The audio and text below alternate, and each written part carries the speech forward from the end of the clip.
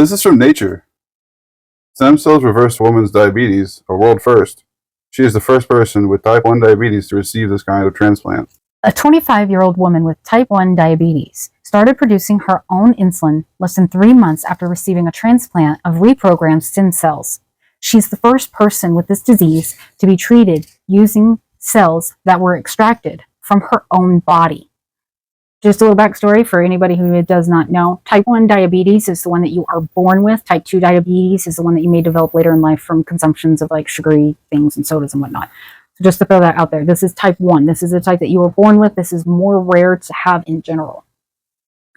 With that being said, I can eat sugar now, said the woman who lives in Tianjin on a call with Nature. It has been more than a year since the transplant, and she says, I enjoy eating everything, especially hot pot. The woman asked to remain anonymous to protect her privacy. James Shapiro, a transplant surgeon and researcher at the University of Alberta in Edmonton, Canada, says the results of the surgery are stunning. They've completely reversed diabetes in the patient, who was requiring substantial amounts of insulin beforehand.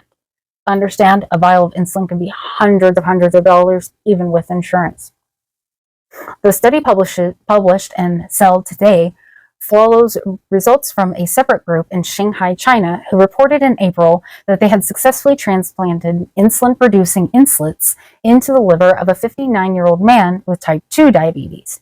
The inslets were also derived from reprogrammed stem cells taken from the man's own body, and he has since stopped taking insulin. Not only does this save people money, but it will also drastically improve the quality of life for people. The studies are among a handful of pioneering trials using stem cells to treat diabetes, which affects close to 500 million people worldwide. Most of them have type 2 diabetes, in which the body doesn't produce enough insulin or its ability to use the hormone diminishes. In type 1 diabetes, the immune system attacks inslet cells in the pancreas. Inslet transplants can treat the disease, but there aren't enough donors to meet the growing demand, and recipients must use immune-suppressing drugs to prevent the body from rejecting the donor tissue. Stem cells can be used to grow any tissue in the body and can be cultured indefinitely in the laboratory, which means they potentially offer a limitless source of pancreatic tissue. By using tissue made from a person's own cells, researchers also hope to avoid the need for immunosuppressants. In the first trial of its kind, Bang Haiku, a cell biologist at Peking University in Beijing, and his colleagues extracted cells from 3 people with type 1 diabetes and reverted them into a pluripotent state from which they could be molded into any cell type in the body. This reprogramming technique was first developed by Shinya Yamanaka at Kyoto University in Japan almost 2 decades ago. But Deng and his colleagues modified the technique. Instead of introducing proteins that trigger gene expression as Yamanaka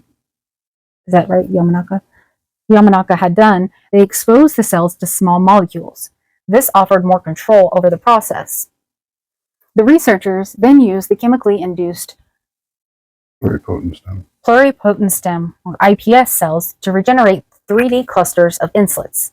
They tested the safety and efficiency of the cells in mice and non-human primates. In July of 2023, in an operation that lasted less than half an hour, they injected the equivalent of roughly 1.5 million inslets into the woman's abdominal muscles, a new site for inslet transplants. Most inslet transplants are injected into the liver where the cells cannot be absorbed, but by placing them in the abdomen, the researchers could monitor the cells using magnetic resonance imaging and potentially remove them if needed. 2.5 months later, the woman was producing enough insulin to live without needing top-ups, and she has sustained that level of production for more than a year. By that time, the woman had stopped experiencing the dangerous spikes and drops in blood glucose levels, which remained within a target range for more than 98% of the day. That's remarkable, says Daesuk Yabe, a diabetes researcher at Kyoto University. If this is acceptable in other patients, if this is applicable in other patients, it's going to be wonderful. The results are intriguing, but they need to be replicated in more people, says Jay Schuyler, an endocrinologist at the University of Miami, Florida, who studies type 1 diabetes. Schuyler also wants to see that the woman's cells continue to produce insulin for up to 5 years before considering her cured. Deng says the results for the other 2 participants are also very positive, and they will reach the 1-year mark in November, after which he hopes to expand the trial to another 10 or 20 individuals. Because the woman was already receiving immunosuppressants for a previous liver transplant, the researchers could not assess whether the iPS cells produced the risk of rejection of the graft. Even if the body doesn't reject the transplant because it doesn't consider the cells to be foreign, and people with type 1 diabetes, because they have an autoimmune condition, there's still a risk that the body could attack the islets. Deng says they didn't see this in the woman because of the immunosuppressants, but they are trying to develop cells that can invade this autoimmune response.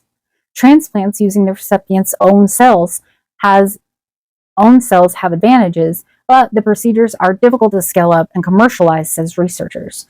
Several groups have started trials of islet cells created using donor stem cells. Preliminary results for one trial led by Vertex Pharmaceuticals in Boston, Massachusetts were reported in June. A dozen participants with type 1 diabetes received islets derived from donated embryonic stem cells that were injected into the liver. They were all treated with immunosuppressants. 3 months after the transplant, all participants began producing insulin when glucose was present in their bloodstreams. Some have become insulin independent. Last year, Vertex launched another trial in which insulin cells derived from donated stem cells were placed into a device designed to protect them from immune system attacks. It was transplanted into a person with type 1 diabetes who did not receive immunosuppressants. That trial is ongoing, says Shapiro, who is involved in the study, which aims to enroll 17 individuals. Gabe is also about to start a trial using insulin cells produced using donor iPS cells. He plans to develop sheets of insulids and surgically place them into the abdominal tissue of 3 people with type 1 diabetes who will receive immunosuppressants. The first participant should receive their transplant early next year. Stem cells are great. This is one of those studies that if you're interested in it with type 1 or type 2 diabetes, it's something you're going to want to follow closely, because it's one of those stories where they have a cure, but it's not going to be very good for a capitalistic society to have a cure. So just keep an eye on it, because other countries acknowledge quality of life over money. So there should be some updates following that.